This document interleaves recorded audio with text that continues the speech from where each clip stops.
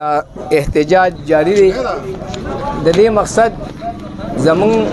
د هغه د ذات سره څه جګړه یا تنازع نشته، بلکې دا یو کسونی سي بلکې زمون مقصد په د 400 په عوامو چې کم ظلم زیاتې شروع دي د هغه مخنیوي کول دي. د لړکې زمون یو دوه ملګري د عوامو په आवाज باندې د نظرو هسپتال ته تلو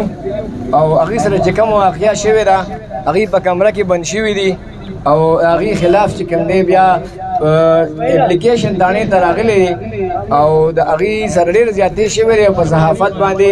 یو عمله شوی ده او د دې امس عمده روایت دی په هر ځای کې د هغې ثبوتونه مون سره موجود دي. کوم انسان کې جغلاوي نو هغه عمده قسم حربې استعمالوي، نو په دغې باندې موږ نن دا احتجاج کړی دی. د محمد زین ناب جرنلسټ د سوري له لاندې موږ دا ډیډلاین ورکړو 3 ورځې چې د خلاف باضابطه FIR د 3 دفعاتو له لاندې شوی دی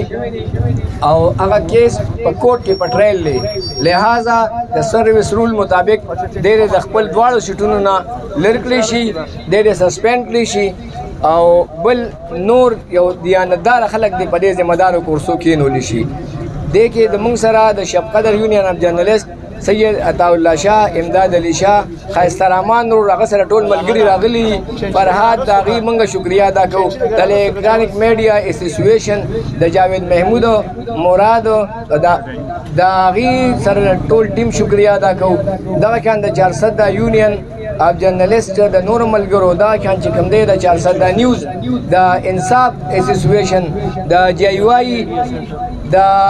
محمد احمد خان صاحب چې هغې په خپله چې کوم دی دا خواهش ظاهر کو چې صحابیان چې کوم دی دا 400 د عوامو په مسله باندې روتي دي، نو لہذا ما ته دا چې کوم دی خپل ضمیر اجازت راکړي چې زه په دې کې ودرېږم د 400 د عوامو مسله ده او په دې کې صحابیانو سره د خپل اواز شریک کړم. په هغې موږ مشکور یو. دا کان د عوامي نشر پارټۍ حاجي قاسم علي خان، د جماعت اسلامي نوید خان، د نوید ګیګیاني صاحب، د عمر ضیا میډیا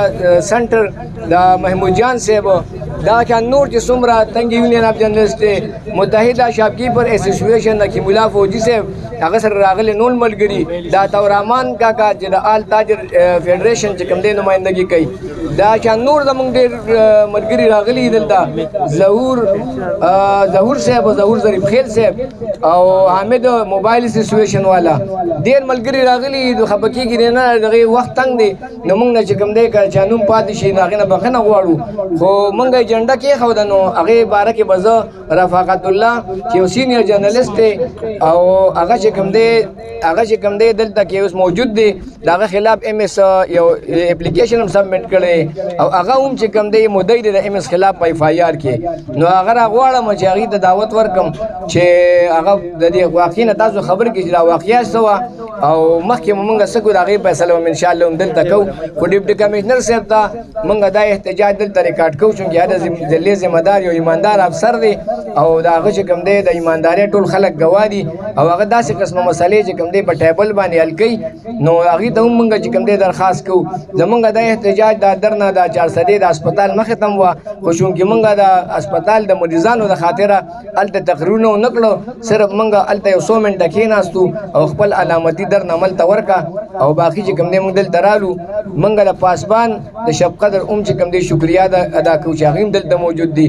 زه اوس رفاقت الله ته دعوت ورکوم چې هغې راشي او د خپلو خیالاتو اظهار وکړي. رفاقت الله د دې پلیټ فارم نه یو 2-3 قرارداد پیش کوو.